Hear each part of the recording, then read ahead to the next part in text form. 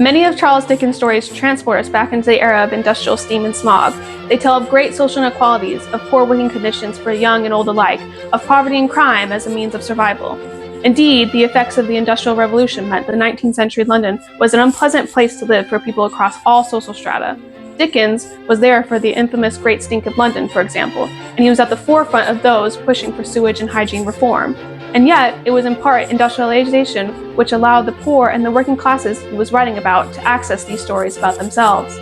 The invention of the printing press by Johannes Gutenberg in the 15th century revolutionized our relationship to books in the West. The possibility of mass-producing books had far-reaching social and economic implications and was key to the split of the Catholic Church during the Reformation.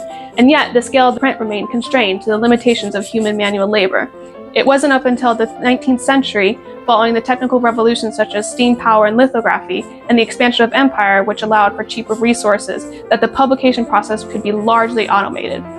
And so, by the time Dickens published his first novel, The Pickwick Papers, over half the paper in England was machine manufactured.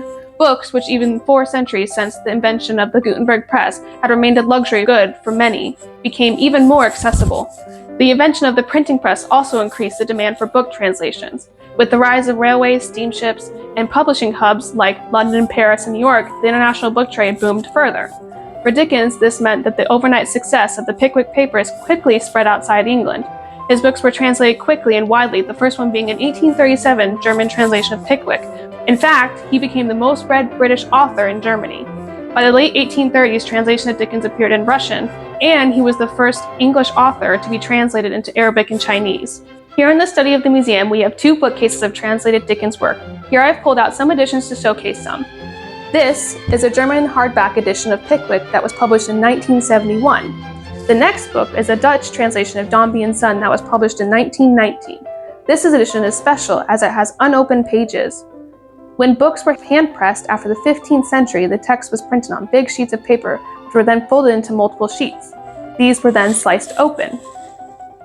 This edition here, we can see that there are 4 pages in the gathering, which indicate that the sheet of paper was folded 2 times.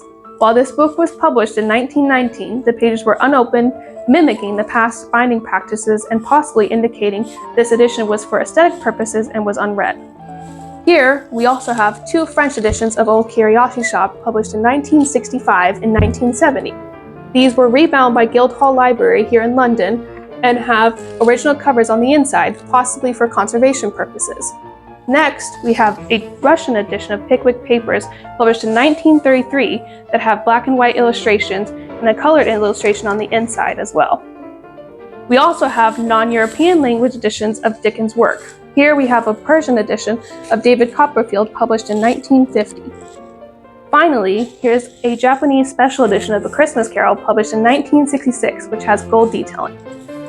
It is interesting to consider how industrialization can be seen as a cause of much of the conflict Dickens highlights in his writings, and yet it also contributed to the success of his publications in tangible ways.